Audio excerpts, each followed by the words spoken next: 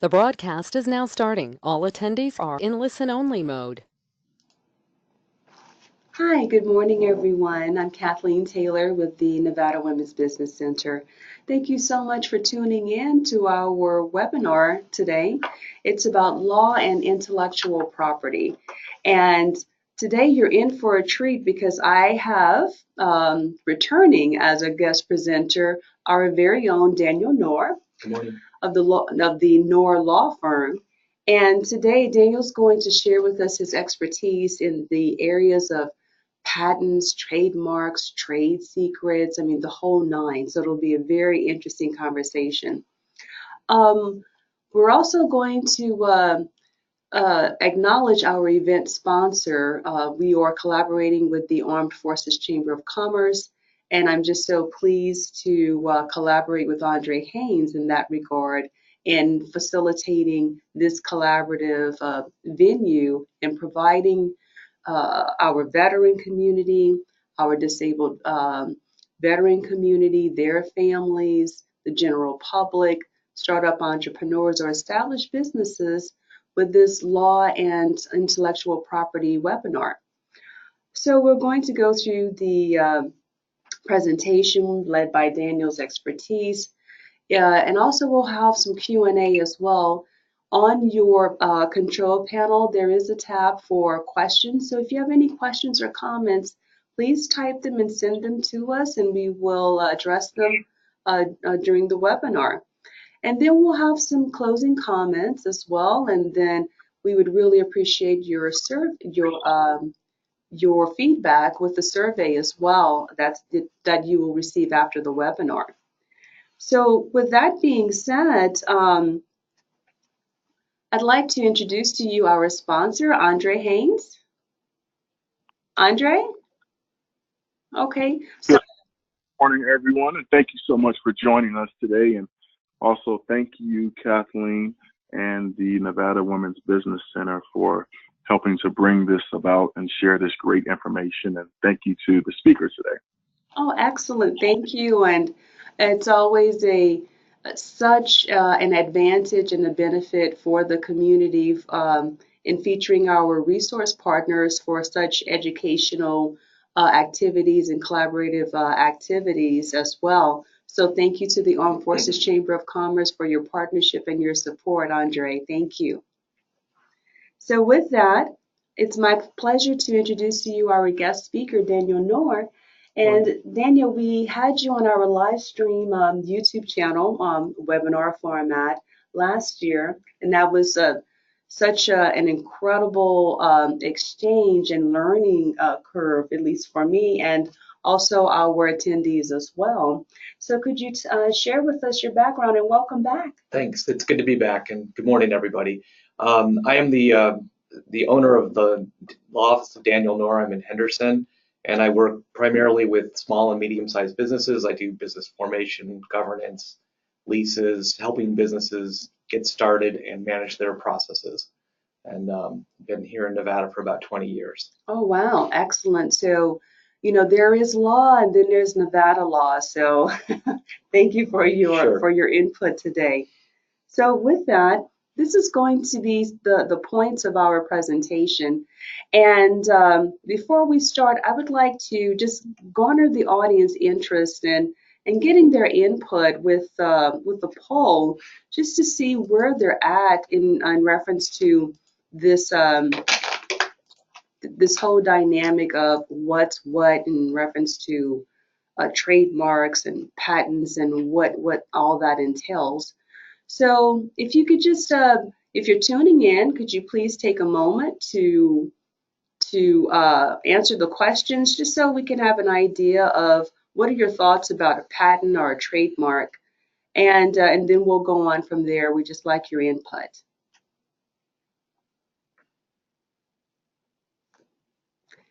And so, in addition to where our audience is with this, the majority of people that we see, Daniel, they are startups. Some of them are established entrepreneurs. Some of them don't quite understand which type of intellectual property they need for their products or service. Mhm. So, could you tell us a little bit about patents and, what are the benefits and, what does someone have to do to obtain a patent? Sure. And let me just take one step back Please. before we go straight into patents, just to give people an idea of what intellectual property is versus, Very good.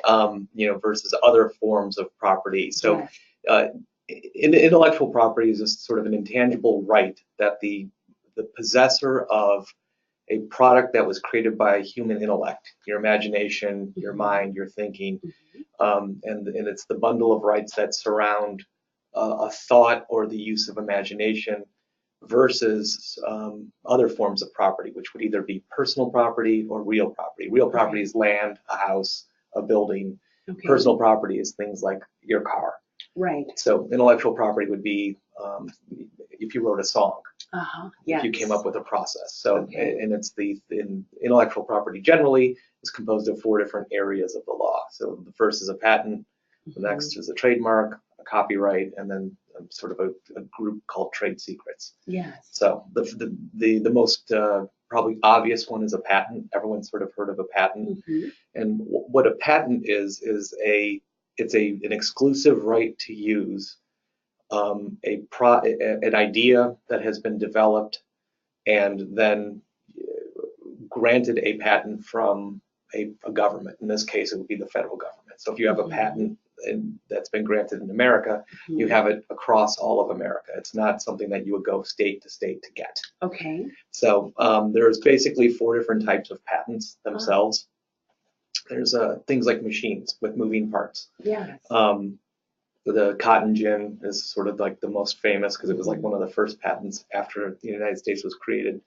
The telephone, computers, early computers, those sorts of things. Interesting. So the next type of patent is something where if you took a process that has never existed before. Okay. There's an example, if you've ever seen in the doctor's office or on TV, you see when they take your blood, they put it in a test tube. Yes. And they put in a little machine that rocks back and forth. The process of making sure the blood itself doesn't coagulate. Right. So that clot. That it so that they can get an accurate measurement of whatever the doctor has ordered for your blood test. The fact of that rocking itself and the machine that gets you there, but it's really just the process. How long, how fast, that sort of thing. That has a patent on it as well. So the process. So you don't have to come up with a whole new idea. If you have something that needs to get done, move an item from A to B. The process itself, if it's brand new, if it's never been in existence, you could actually get a patent on that. Some other things that you can patent are sort of simple devices, things that don't have moving parts. Light bulb would be an example. Oh, okay. Never existed before. You screw it in, turn on a light, boom. That product itself is eligible for a patent. I heard that the whole patent process can be very tedious and time-consuming and expensive. So if you are starting out as a business owner, from a budgeting perspective, how much should you set aside just to, have money to pay for the patent itself and develop it? Right. Just a ballpark figure. Honestly, it depends. Okay. So it's the level of complexity. In order to obtain a patent, you have to file an application with the federal government. It's not something that a layman can do, and it's actually not something that I can do. So the patent law is a specialized, a subset of lawyers. So in order to even get a patent bar admission, you have to have a science degree, about undergraduate science degree. Interesting. Right. So most lawyers are sort of political science or literature, those sorts of undergraduate degrees. So you would either have to go to like biology or engineering or something like that because the science underneath the patent, you have to know what you're talking about. Oh, I see. So they don't you're not even welcome to join the club unless you have sort of, obtained a underlying bachelor's degree that has actual science in it. So, and then it's a process of completing a detailed drawing that articulates exactly why this process or this product is different than all the pre-existing. And then you have to go and demonstrate that it's not just that it's never before existed. There's no prior art is the word that they call. A prior art. Yes. Okay. So, and a lot of times, if you came up with a patent, your competitors are going to go out and look and see if anyone ever filed for a patent or ever developed a product that's similar to yours, and that's called prior art. And there's a huge amount you could imagine. If you can find something that exists in the past and I can defeat your patent, well, then you've done all this work and it's a good idea. And I can come in and actually defeat your patent and then develop my own product. Because right. So could you explain that dynamic a little more, where a competitor could come in and defeat your patent? Right. So if you is it like first come first serve, or is the person that does the most due diligence in the process? It's typically the first person to file. Okay. But not only is it a matter of filing, you also have to defeat this idea that someone in the past hadn't already thought of it. And there's a huge amount of lawsuits that involve patents, and you might have heard the phrase patent trolls, where people go out and file. So there's a guy who 20 years ago said, basically came up with the idea of email and filed a patent on it, but didn't actually do anything to actually sort of make it come to life. Sure. But he has this piece of paper that goes back 20 years, and he goes around and tries to extract, settlements from companies that use email for marketing, things like that. And there's a whole host of these patent trolls that come out of the woodwork. And so companies that have actually developed products then they actually sometimes, there used to be websites where you could go on and actually help them hunt for prior art to beat the patent troll. To say it's not your idea, it's this other guy's idea even earlier than you. Oh, interesting. Yeah, so there's a whole sub-economy of people that just go back and forth on these ideas. But for our legitimate business people who are trying to develop products, and this is one of those things you see on these TV commercials, like, hey, we'll help you get your patent. Yes, I see that. Right, so I'm sure many of those companies are good, legitimate, and above board. But if someone in the audience has an idea that they think would be worthy of the patent, I would say get on the internet, do as much diligence on these companies as you can. There's other people out there complaining about them. There's probably a reason why they're complaining about them. If there's nobody out there complaining about them, that's probably a good sign. And then if you have it in your budget and you're really convinced it's an excellent product, there are patent lawyers here in town. You can contact the Nevada State Bar, and there's many reputable people that could actually help you, just on a fee for services basis that are not going to try to take part of the economic interest like I'm sure those companies on television would do. So that's sort of a crash course on patents and patent law. And now backing up just a bit, you mentioned the academic criteria, excuse me, of a patent lawyer having some type of degree in science. How important is that for people not to be influenced in reference to, well, he or she is an attorney and that's good enough, and I'm just going to go to them, and they know more than I do. How important is that in the decision making and really going to a qualified person for this specialized field? Sure. So any reputable attorney is going to tell you if you came in and they're your neighbor's friend or something like that, or you just pick them out of the phone book or pick them off the internet. When you come in with your idea and you don't necessarily know whether you have something that is worthy of a patent, they're going to tell you whether or not they can help you actually get a patent. If they can't, they'll probably know someone or know someone who knows someone. But so you don't necessarily need to go and find it specifically a patent attorney to have that first conversation, because there's other things that we can talk about in terms of setting up businesses and protecting ideas. But when it comes time to actually file an application, if you're not a member of the United States Patent Bar, you're not even eligible. So the attorney himself or herself will actually act as a check on that. Good. So, but so yes, the chances of somebody in the audience having an attorney take advantage of them is effectively minuscule on the actual patent application. But that doesn't mean that you should give up or just go to one of these TV-based services. So start the dialogue, do your diligence, just like anything you're going to do. You're going to investigate marketing opportunities, and Right. it's just part of that sort of investigation and self-education. Excellent, excellent.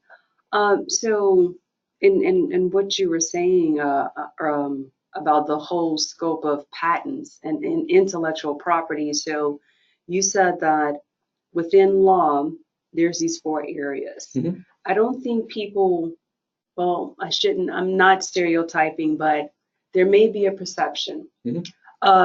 of these areas that we're talking about, patents, copyrights, trademarks, trade secrets, and in being law, Mm-hmm. so to speak. It may be the perception of this is just something that I need to protect my logo or protect my product or protect my service. Right. How can we help the community understand that this is legitimately under the legal law system? Sure. So, a patent once granted, you look at like medicine, like, pick whatever, famous drug that's come out in the last 10 years. When that drug manufacturer gets a patent on that, because that's a composition of matter. They take different chemicals, put them together, and now they have a drug that treats like high blood pressure. Right. When they get a patent on that, they then have a monopoly for 20 years. Okay. In the United States. Okay. So they are the only people who can make that particular chemical formula. Interesting. For Right. 20 years. For 20 years. And then you have to renew? Well, they go away after 20 years. So you have to make all your money. I see. That's why the price of drugs, because, if they have one hit, they have 100 misses. Oh, okay. So they have to sort of use their hits to pay for the research for the ones that may or may not work out. Oh. At least that's, what they tell us. So, but that's how it functions. So that's why, if you can get a patent, you can then not only be the only person who makes it, you can keep other people from making it, or you could license the right to make it to other people, and you could, so if you invented the light bulb or the telephone, and everyone wants these products, you could have a monopoly for 20 years. So that's kind of how the patent works inside the legal framework. And then, for instance, like a trademark is another form of protection. It protects businesses, but it actually started as a consumer protection idea. Really? Yes. Okay. So, more than 100 years ago, there was a group of furniture manufacturers, in Grand Rapids, Michigan area, and they would build furniture, and it was of high demand, and I can't remember the name of the company, but it was from this sort of region, and then other people were making furniture claiming it was from this region. The wood wasn't as good, the craftsmanship wasn't as good, I see. and people were sort of being cheated. You were paying for one thing and getting something else. Right. And so this idea of it's called trademark because it's trade, it's goods in trade. Okay. And then there's also a thing called a service mark, where if you're doing manicures, right, that's a service as opposed to a trade, but your reputation, people want to go to your specific to get a manicure from you because of the way you do it and that sort of thing. So service mark, trademark is basically the same thing, and how it functions for a business person. It's you create that reputation, you create that goodwill, and then the trademark / service mark gives you an opportunity to protect businesses from coming and stealing your good name, and also protecting people.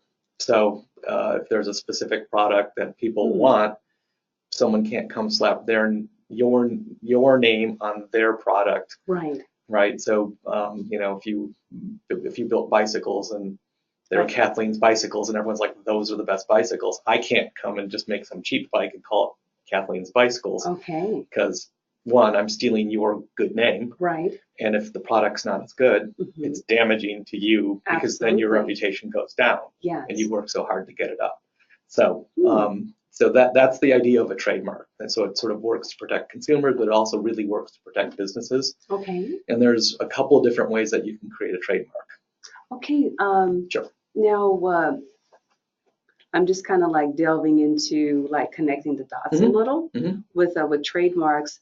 It sounds like this would be the sector for an entrepreneur where it really is important to have your branding, Mm-hmm. and also your marketing and your PR, your promotions as Sure. well. Right. And it sounds like it's all associated with trademarks because it's your good name, it's your reputation. Right. It's certainly the broadest That's application. interesting. Yeah. Okay. You don't need to have a patent to get into business. Obviously, there's only so many things that are brand new that have never been existed before. Right. But someone who wants to be open a shop that does manicures, there's plenty of those already. But Yes. maybe you have a better attention to detail, more artistic flair, that sort of thing, Mm-hmm. and you can still have protection inside that. The name of your business is your own goodwill, and so there's basically 3 ways that you can create a trademark. Uh-huh. First things first, if you start a business and you're using your name, the name of that business, just by the fact that you're in business and it's unique, it's not someone else's name, and you start to build a clientele, it's called a common law right. Right. And you would then I wouldn't be able to come and open a shop on the opposite corner under the same name, offering the same services. Okay. So you have that sort of protection as a matter of right. Now you might have to go get a lawyer involved and push someone off that corner or make them change their name, but you're there first. You're operating in the world. Mm-hmm. It's your goodwill already exists. So that's a common law right to trademark. So if someone out there already has a business and they've been operating for 6 months and someone came in and tried to operate a similar business with a similar name, you do have rights that you could enforce as against that interloper. How does in the initial phase of starting a business, does the DBA help to at least start that type of protection in reference to your name? Right. So the fact that you filed a DBA, which you're required to do, right? Your company name could be just ABC Inc., but your doing business as name could be Great Nails, for instance. Yes. The fact that you filed with the county that you're, ABC Inc. is actually doing business as Great Nails, and that gets filed on January 10. Well, you now have proof that you were there on January 10. So if someone comes in February, say, no, I was here first, you now need to go change your name. Right. So that's an element that would be a piece of evidence in the enforcement of those common law rights. But there's also, you could, if you wanted to be a little more formal, you could file with the United States Patent and Trademark Office for a trade name or a service name. And then once that's granted, as long as you're the first one to file, and you get that trademark, you could then be Great Nails across the entire United States. Oh, no, you bring up a good point. So if I'm here in Nevada and I file with the Patent and Trademark department, then what if there's another company that has basically the same name in Arizona or New Mexico or Alaska? Then how does that work? So it would work 2 different ways. Okay. On the local level, if you're the first one here, you're the first one here. All right. So you would be able to keep anyone from coming in and using your name. Okay. The flip side of that is in Arizona, they were the first ones. So if you got popular and tried to take your name and go to Arizona, they would have the same argument back against you. So when someone files, so if you had a really popular product and you think, hey, man, I'm going to roll this out across the country, when you file that application with the Patent and Trademark Office, one of the things is they'll do a search. And if it's a name that is common across the country, they'll deny your application, which doesn't mean you have to change the name of your business here in Nevada, but you're not necessarily going to get granted the right to have that name across the country. Okay. So interesting. Right. So that's why sometimes you see these. But one other point, you can file for a trademark at the state level. So you could file for a trademark for the use of that name across the entire state of Nevada. Okay. You'd file it with the Nevada Secretary of State. Once it's granted, then you have another piece of protection to grow out to at least the 4 corners of the state itself. Okay. So there's a couple different layers of protection that are available. How do you or patents and trademarks, since we're on this particular topic, does that translate to international markets? So once you file it here in the U.S., then is there another process that you have to go to if you're looking at international markets? Yeah, unfortunately there is. Okay. So these are creatures of, there is some treaties out there, and it's probably way above what we need to be at this point. But Uh-huh. so, like for instance, say like McDonald's. When McDonald's wants to go, way back in the day, they would have gone to say Australia, filed their stuff in Australia, and then they have a protection inside the country of Australia. Right. And then now with the European Union, where you have a bunch of countries that are all inside one domain, you can file applications and get protections like granted by the European Union. Okay. And so it kind of works that way. So there are treaties that sort of create protections, but you're in a different country and there's different procedures. So you'd be hiring lawyers that are specific to that country that can help steer these, get these protections in place outside of the, in these foreign jurisdictions. Okay. Let's talk a little bit about the e-commerce, like on the internet. I've had clients come in and they have fantastic content on their website. And, lo and behold, a competitor basically kind of like hijacks, their content in a, similar fashion. Is there like a gray area with that? Is it plagiarism? Is it like fringing on? Sure. So it could be either a trademark violation, right? If you had a business that was doing on the internet and were selling products and you had a specific name, you could protect that name. It might be expensive. You might have to go from jurisdiction to jurisdiction to shut them down. Oh, wow. So yeah, that's why if you can come up with a trademark at the federal level, you can at least protect it across the country. And I think I need to sort of explain a little bit about what you can likely get a trademark granted on versus what you might not get a trademark granted on. Good point. So, and I'll use Apple, which is everyone knows apples, right? It's a fruit. Here's an iPhone by Apple. So, with respect to selling the fruit, that's just right. If I held an apple in front of you, you'd say that's an apple. Right. I cannot get a trademark on that name because it's just generic. Okay. Right. Right. That's the word that people use to call. That's what its name is. So you can't get a trademark on a generic name because the confusion would be impossible to work. Right.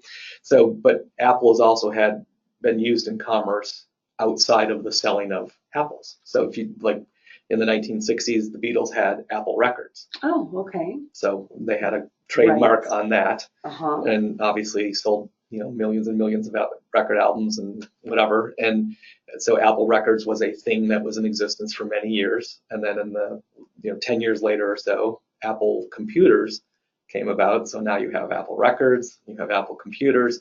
Apple Records was first. So Apple computers agreed to do certain things, like not be in the music business. Okay. And had to use the name Apple Computers. Okay. And so that was how they sort of got lawyers involved, and I'm sure everyone spent money, and maybe money came from Apple Computers back towards Apple Records, but the Apple Computers certainly agreed to limit what their intended plans were. Right. And then fast forward another 20 years, Apple Computers are no longer just computers. Right. Now it's iPods and phones and watches and all sorts of stuff. Yes. And iTunes is now selling music, right? Right. And it's evolved. All that stuff. So Apple Computers then now wants to be just Apple Inc., but they have this problem because of Apple Records, so they had to go back and renegotiate their deal with Apple Records, pay a bunch of money, and sort of rework that deal. Interesting. Where if Apple Computers had picked a different name, they wouldn't have ever been, Apple Records would never have a claim against them.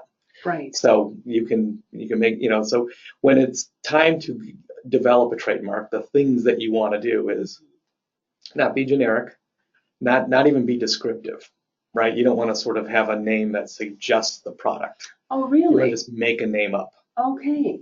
Kind of like Google or Sure. Yahoo or Right. something, that's really not in the dictionary, Exactly. Well, Okay. Amazon was a river, Right? and then they Yeah. sold books, and now they sell everything. Yes, So they sure do. And that's sort, or just make up a bunch of letters that have never existed before. Kleenex would be a good one, right? Oh, that's right. It's a tissue, Yes. but everyone, sort of now refers to it as Kleenex, Yes. and that's one of the dangers, and it's a good problem to have if your product is so well known that people start confusing your brand name with the product itself. So Good point. right. Good So that's point. why Kleenex brand tissues or Jello brand gelatin or Xerox is when people used to say, could you Xerox this for me? Then they spent a bunch of money saying, no, what you're doing is photocopying. Right. And hopefully you're using a Xerox to make that photocopy. Yes. So that's sort of the interplay between, I guess the dangers of success, but it's a good problem to have. It is. So that's kind of when people are thinking about developing products or thinking about developing a business, those are some of the things that you want to think about. Kathleen's Nails is a perfectly acceptable name, but if you came up with like a killer name that no one has ever used before, right.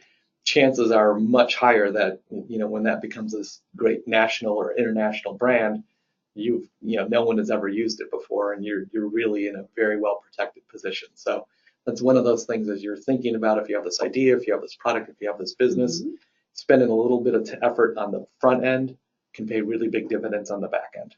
Definitely. I'd like to check and see if our audience has any questions. If you have any comments, then please use your question tab. That's part of your control panel that's provided for you for the webinar. And also going into the whole copyright and trademark secrets, I'd like to get the audience opinion. If you could just take a little time, and I'd like to launch another poll to just get your feedback on copyright in reference to an intellectual property. So I'll launch this poll, and I'd really would appreciate your participation. So I'll just give a couple seconds for everyone to share their thoughts on this particular poll regarding copyrights and trade secrets and how it may be applied to your products or service or your business. This has been a fantastic conversation. It's like a continuation from our previous webinar, so I always learn much more, and that there's another layer to be peeled back, and it's like more in depth. So we really appreciate your input, Daniel. I appreciate being here. Thank you.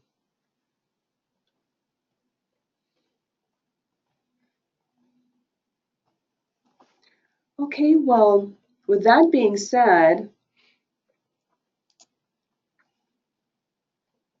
and going back to the presentation, the poll was basically just getting a feel on where you're at in reference to applying a copyright to your business or a trademark to your business, or maybe you're not sure. So that kind of leads us to continuing this conversation about the additional areas within intellectual property. Okay, sure. And you had earlier asked the question about when a business sees the efforts it made on its website, sort of someone else has been inspired by it. Yes. Let's say. Yeah, inspired. Maybe That's inspired to a much too great a degree. So in addition to the trade name and the service mark protections, you also have a copyright is the right to protect an image or an idea or a work of artistic intent that exists in a tangible medium, which is a lawyer's way of saying if you wrote a song, if you painted a picture, if you took a picture, right? That's an artistic work, and you created it, so you own it. Right. So once it's fixed, you can then secure protections for it. Copyrights, again, involve the federal government, and you could register that artistic expression and obtain a copyright.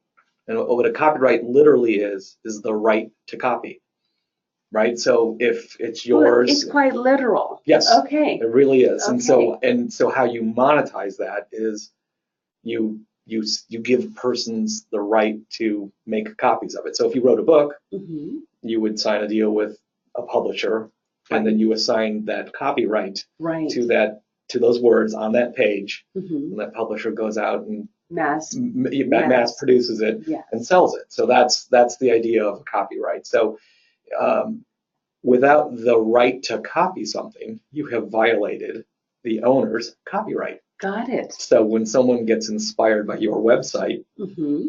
and takes your image and takes your words and it's not just like a picture, it could be the way it's laid out, it could be the use of colors, like all of those elements, Interesting. right, are your artistic expression. And that would then be, as long as it's registered, et cetera, and you have the protections in place, Mm-hmm. you would have the right to forbid them from making a copy of what you actually own. So looking at it from, let's just say I invented it, I created it, so it's Mm-hmm. mine perspective. Mm-hmm. Let's say that you have an employee Mm-hmm. or a university researcher, Mm-hmm. and off-site in the comfort of their home or their garage, they come Mm-hmm. up with this, brilliant scheme about genetic testing and Right. all this amazing things that they could do with the human genome, and they were just basically doing it in the comfort of their garage. Do they have a legal right to claim that as their own, or is that still the property of the university or their employer in some way? So it would depend on the specific facts. So taking a university employee, Okay. if they're employed, look, if you're employed in that area doing genetic research, Mm-hmm. and you have access to data and research materials and resources that you wouldn't have, and you don't Sure. really turn off your brain just so if you happen to have been at home when this insight came, chances are that's going to be just sort of an extension of the work you were doing for that particular employer, Right. and they would have a good claim. Yes. There's also probably something in there when they onboarded as an employee. They probably signed a document that said, "This is work for hire. Anything that you develop, Mm-hmm. Yes. You are right now granting us the ownership rights to that." Right. So those protections are probably already in place. Yes. Now, under a different set of circumstances, if I worked at a university and I was a janitor, Okay. and then I sort of I had a hobby and I had an insight in my garage, Mm-hmm. even if I was cleaning up the genetics department, as long as it's not, as long as it's not a logical extension, I probably have a much better case as the employee saying, no, this is my work, not your work. So, Makes sense. so it's always sort of fact driven and fact specific. But the the existence of a copyright in this case, or would be you couldn't take, as an employee, I would almost undoubtedly be prohibited from taking something that the employer owned, changing it slightly, and then calling it my own.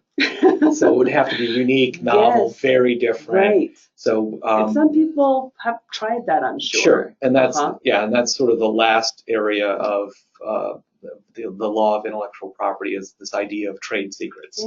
Okay. So a unique process that is non-public. In other words, you have to be an employee to know what's going on. Mm-hmm. That is, as long as the business has taken reasonable steps to protect the distribution of that information, they get the right to continue to protect and prohibit the public use of information that they have spent time and money developing. So in that regard, would you say that maybe drawing up a non-disclosure agreement and having someone sign that so that they don't, leak, that information, would you suggest that? Absolutely. So going back to your, your manicure business, Uh-huh. and you have a unique and specific way to apply to actually execute the manicure. Now, Right. while it might not be subject of a patent, it's still something that no one else knows how to do. Right. So if you wanted to hire someone so that you could double your business, you could make that person, as a condition of getting trained and employed, agree that they'll only use your techniques inside your shop. So they can't come, they would be prohibited from coming, learning how to do what you do, Right. and then going across town and opening their own shop. Is that similar to, let's say, Coca-Cola? Mhm. They have their own formula to make Right. that particular type of soda. Right. So I'm just going to assume that if you work there, then you would have to sign some Absolutely. paperwork to make sure you don't share that trade secret Exactly. to go to whoever are competitors. Right. And Coke's probably the most famous, right? The secret formula for Coke, which while they could have gotten a patent for it, the cost of getting a patent is you'd have to tell everybody what's in the formula. You have to file that application. Here's all of my ingredients. Here's this much of this much of that. File it with the government. If you get the patent, Okay. right, you get it for 20 years, Right. then it goes away. Right. So the alternative is I'll develop this. I'll only tell me and my partner, and we agree no one else gets to know. And if it takes off, and if you create that protection, 140 years later, or however long Coke's been around, Yeah. their secret recipe remains secret. You bring up a really good point in that it's important to understand which direction you go, because it may be to an advantage that you do file a patent for this, but it may be even better for you to go trade secret with this. Right. So, and this is where you would consult an attorney that's well versed in intellectual law of property for this. Okay. Right. And those are sort of those early decisions where you're kind of investing in your business, right? It's an expense, but it doesn't need to be an unmanageable expense. And getting that feedback, getting that guidance, establishing that foundation early in the process would pay dividends in the long run. Things like, what's the name of your business? The more unique your name is, the better chances are you're going to have to protect that name. And while you think maybe I'm just going to open a business here on this corner, and if I can just make my living on that, that'd be great. But if it blows up, you don't want to have to change that name, or you want to try to avoid as many future problems as you can when it's still easily managed and you can change names and sort of lay that foundation for future success. Definitely. And it's always good to, like you were saying earlier, do your due diligence in your own developing your own knowledge bank, or at least having an awareness of setting a foundation so that when you do talk to an attorney that's well versed in intellectual property, at least you can kind of like follow the conversation. Right. Like just do at least understand the basic definition of a trademark or a copyright or a patent, trade secret, just those basic definitions and what all that entails. That way you're having an informed conversation. Right. When I come to see you about A, B, and C. Sure. And even, just to make clear, even things seemingly as basic as customer lists could be a trade secret, right? Just, yes, absolutely. Right. So if people text in to set appointments, those phone numbers, you spent time and money developing those. You don't want those walking out. So making sure your employees sign something that they agree that they aren't going to take that information and use it against you. Right. It's, when you have that, it could be as simple as just when someone's leaving, reminding them, you don't get to use that. That's my information, not your information. Exactly. And that might help someone, sort of persuade them not to even try to come after your business. Pricing, right, is another one. Maybe not necessarily the price that the public sees, but what the price you pay for ingredients, where your suppliers come from. Absolutely. That sort of thing, right? Like, that restaurant has the best bread. Well, if no one knows where they're getting it or no one knows what those ingredients are, that's not public information. You want to keep that protected. And as to future business owners, what you want to do, if you want to claim that it's secret, you've got to be able to demonstrate that you take efforts to keep it secret. Who has access to the computer? Who has access to those phone numbers, who talks to the suppliers. So, make sure that you actually build those protections in place, just so that, if someone did try to come in and take the information that you've created, you could demonstrate, no, they weren't, they didn't have access. They weren't permitted to actually be on the company computer, and they had to pick the lock into the office area and then get on the computer and took that information. They're really supposed to be in the front of the house, not in the administrative office, that kind of thing. This is interesting, and it sounds like it kind of connects to infrastructure and having systems and processes in place to document that. No, if you are in this position, then you're at the front of the house. If you and this is jargon for the restaurant industry. Right. So if you are wait staff or service staff, then you only have access to A, B, and C associated with that position or that task. Whereas if you're a manager, then you have access to these other processes and systems, and all of that is documented, so to speak, within the business infrastructure. And that also, and just those things is part of the protection that you're trying to establish. Right. So maybe the people on the front of the house, the wait staff, don't have to sign a non-disclosure agreement, because they're just dealing with whoever happens to come in. But a manager, okay, now that you're going to have access to the computer, you're going to be able to log on. So now you have to sign a non-disclosure agreement. And so those are all things to consider. And who has the password, and what is the password? Make it not something simple, that sort of thing. And those are all things that you could use to demonstrate that you did make a legitimate effort to protect these things. And the reason this information got out is because that person who's now trying to use it is the bad person. Right. So shut them down. So it all sort of fits together in terms of it's while it doesn't necessarily seem like protecting the keys to a car.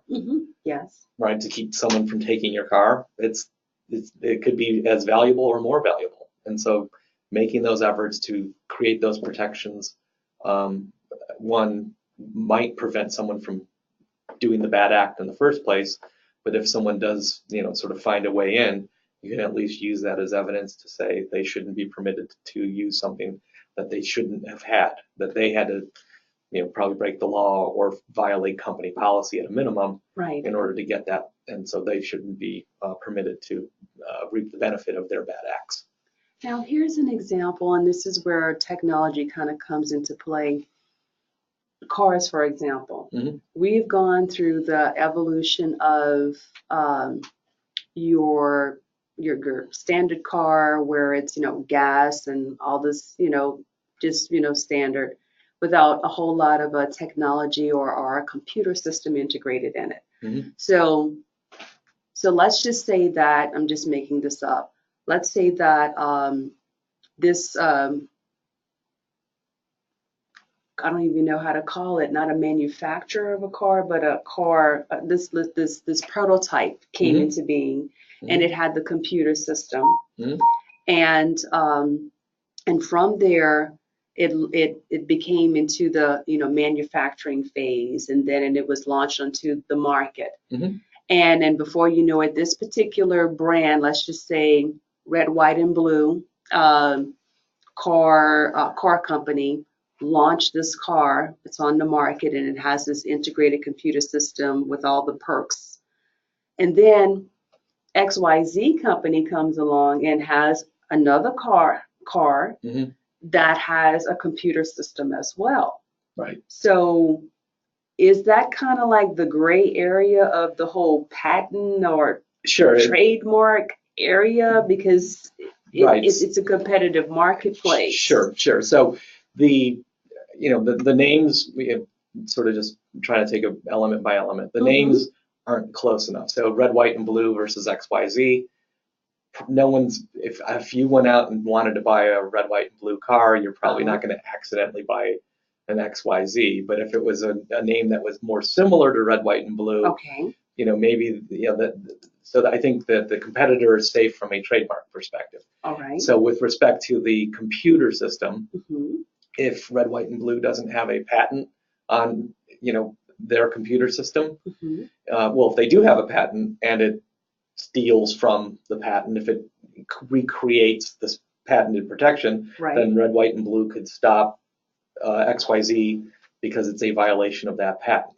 They would sue them. They would present evidence. The other company, XYZ, would sort of defend. Mm-hmm. And depending on how that comes out, Mm-hmm. XYZ might find itself after the fact having to pay for the use of the patent that they had violated. Okay. So that could be one scenario. And then the fact that it's public facing, the computer systems, it's not really going to be a trade secret because you've sort of disclosed. So the secret formula of Coke was printed on the can.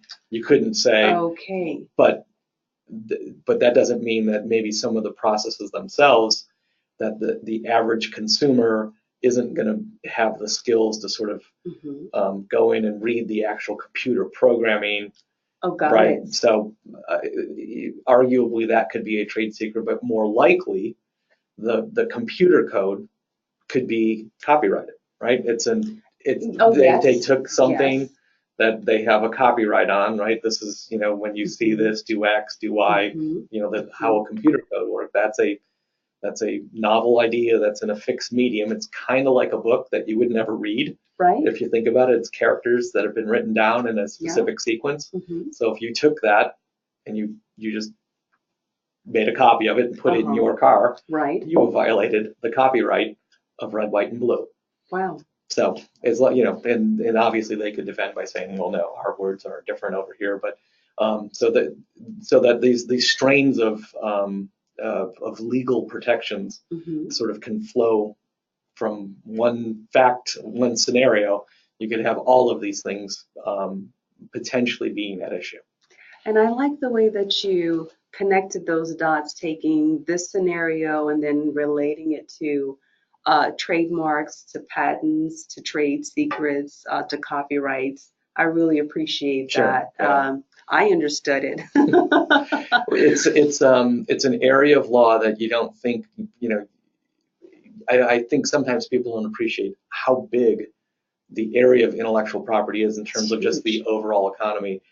I pulled a couple of statistics. Oh, please share. Yeah, it's almost 40% of the United States gross domestic product involves intellectual property. 40%? Yeah, it's like $6 trillion a year. Wow. So if you think all the movies, television shows, computers, everyone's got a phone that's just riddled with copyrighted software and trade names, and you drive up and down the street and you see Burger King, you see McDonald's, those are trade names. Oh, and one other thing, actually, I think we forgot, when you're creating a trademark, it doesn't necessarily just need to be the name.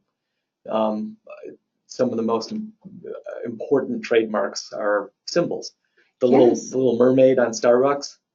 Oh, yes. Right? Yes, like a logo or something. A logo, exactly. Yes. The golden arches on McDonald's. Yes, or the Nike swoosh. Yeah, yes. Exactly. So that's something else. So when you're thinking about putting your business together, not only the name, so even if you had semi-generic name like McDonald's, there's lots of families that have the name McDonald's across the country. Good point. But when you put McDonald's with those golden arches, you're bulletproof, because those are their arches, right? Every toddler in the world sees those arches and they know what's there. Yes, they know. So, and that little mermaid on Starbucks, right? You know what it is. So that's another thing that as people are developing, not only does that trade symbol help them, but it's also then a piece of artistic expression, and you'd want to get a copyright on that as well, because you don't want someone coming. So if they're stealing your name, they're stealing your symbol, and you have a copyright on that, you have lots of bullets to shoot at them, and also things to protect yourself. Now, I heard about this like instant kind of like, for lack of a better word, like bootleg version of getting something copyrighted or trademarked, and it was if you, let's say that you created something or you wrote a novel, and then you signed it and you dated it. Right. And it's like your own Sure. within that moment without having to go through the attorney or anything, or the Right. Yeah. filing for it. Right. You mail it to yourself and then you keep it and sign an envelope. Yes, right. exactly. So it wouldn't work necessarily for a trademark. Again, once you're in business under that name, okay, you get a common law right. Like it just sort of exists. Someone can't come and open a nail shop next door to you under the same name. You were there first. You at least can protect into a logical and reasonable level. A couple blocks this way, a couple blocks that way if you're in a big city, or maybe if you're in a small town, it's your town, right? Even though you see like pizza places often have, like sort of the family name, right? Yes. Like I remember when I was a kid, the pizza place we went to was Orlando's. Orlando's a fairly common name.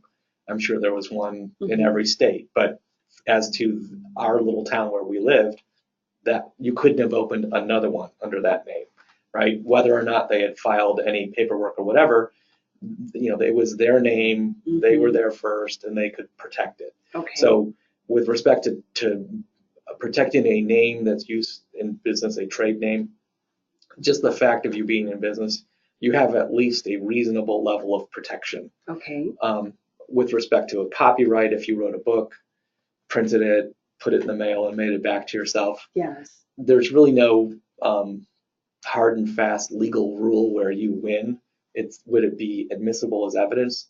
Sure. Okay. But if you did get into a contest with someone, it's not necessarily foolproof. So if you did come up with an image that you thought you could develop into actual commerce, you probably would want to go to the more formal protection of registering it and getting a formal registered trademark, copyright. And that's that little sort of R with the circle. That's what that indicates. And for for books and publications, that goes through the Library of Congress. Well, it would be the Patent and Trademark Office. Patent, and then the for copyrights themselves. Yeah, it's all filed with the federal government. It's not the Library of Congress, which is a completely different thing.